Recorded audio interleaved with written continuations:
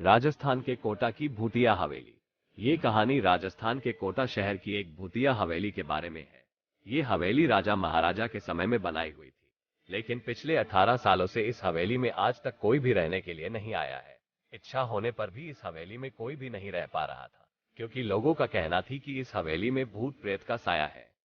जब अजीत सिंह को इस हवेली के बारे में पता चला तो उसने तय किया कि वो इस रहस्य को जानकर ही रहेगा, क्यों लोग इस हवेली में नहीं रह पा रहे हैं। उसने मजबूत इच्छा शक्ति से हवेली में रहने की पूरी तैयारी कर ली। जब उसने हवेली के अंदर जाने के लिए पैर आगे बढ़ाए तो दरवाजे पे किसी अनजान व्यक्ति ने उसे रोक लिया और नजदीक जाके बोले, कौन हो आप और किधर जा रहे हो? अजित सिंह ने जवाब देने के बजाय उसने सामने सवाल किया, जी आप कौन? मेरा नाम अर्जुन सिंह है और मैं यही पास में ही रहता हूँ। अजित सिंह ने कहा, ओह अच्छा, मैंने सुना है कि यह एक भूतिया हवेली है और यहाँ कोई नहीं आ पाता है, इसलिए मैं इस हवेली में एक दिन रुकने का फैसला किया है। अर्जुन सिंह ने कहा, जी हाँ, आपने सही सुना है और आप भी अंदर मत जाइए, मेरी माने तो आप भी वापस लौट जाइए, यहाँ बहुत खतरा है।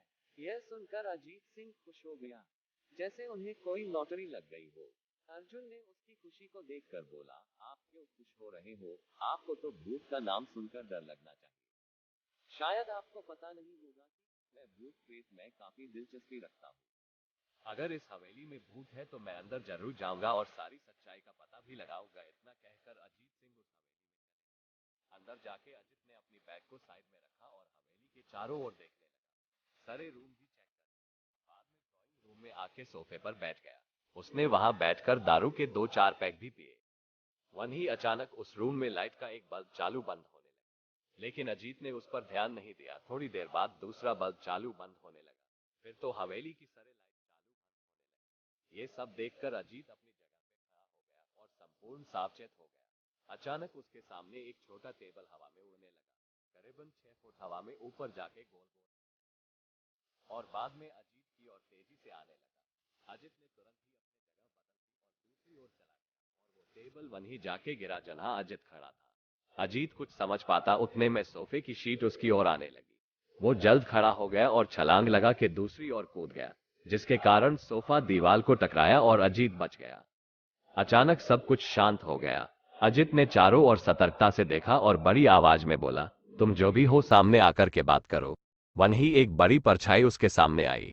अजीत ने उस परछाई को देखकर बोला, कौन हो तुम और क्यों मुझे मारना चाहते हो? परछाई, तुम्हारी भूल के कारण। अजित, मेरी भूल? मैंने कौन सी भूल की? परछाई, इस हवेली में आने की भूल। मैं किसी को भी इस हवेली में खुश नहीं देख सकता। अजित, लेकिन क्यों? वो परछाई ने जवाब दिया, आज से 18 साल पहले इस हवेली के मालिक ने मुझे यहीं पे ही मार डाला था। मेरी कोई गलती भी नहीं थी। इस कारण की वजह से मेरी आत्मा इस हवेली में भटकती रहती है। मैं किसी को भी इस हवेली में नहीं रहने दूंगा, क्योंकि इस हवेली में मेरा खून हुआ था। इस हवेली में जो भी रहने के लिए आएगा उसकी मौत होगी। अजित ने कहा, मैं तुम्हें अपने असली रूप में देखना चाहता हूँ। तुम्हें मारने से पहले मैं तेरी यह इच्छा अवश्य पूरी करूंगा। और उस परछाई ने एक भयानक दरमियाना रूप ले लिया। उसका चेहरा इतना भयानक था कि अजीत भी एक क्षण के लिए डर गया था, लेकिन दूसरी ही क्षण में उसने अपने आप पर काबू पा लिया। बाद में इसने अपनी जेब में से सफेद पावडर निकाला और उस भूत के पर फेंक दिया। भूत के पर पावडर पड़ते ही वो जलने लग गया। बड़ी बड़ी ज्वालाएं उठने लगी। वो बहुत जोर जोर से चिल्लाने लगा और बाद में पूरी तरह से जल गया। उसके बाद अजीत ने चैन से सांस लिया और वहीं पर सो गया। दूसरे दिन सुबह जब अजीत को सही सलामत हवेली से बाहर आते देख अर्जुन को आश्चर्य हुआ। अर्जुन ने अजीत से पूछा, तुम कैसे जिंदा हो?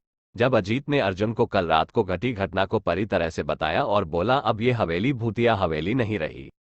वो बहुत जोर जोर से चिल्लाने लगा और बाद में पूरी तरह से जल गया। उसके बाद अजीत ने चैन से सांस लिया और वहीं पर सो गया। दूसरे दिन सुबह जब अजीत को सही सलामत हवेली से बाहर आते देख अर्जुन को आश्चर्य हुआ। अर्जुन ने अजीत से पूछा, तुम कैसे जिंदा हो? जब अजीत ने अर्जुन को कल रात को घटी घटना को पूरी तरह से बताया और बोला, अब ये हवेली भूतिया हवेली नहीं रही। दोस्तों, आपको ये कहानी राजस्थान के कोटा की भूतिया हवेली कैसी लगी, प्लीज हमें कमेंट करके जरूर बताएं।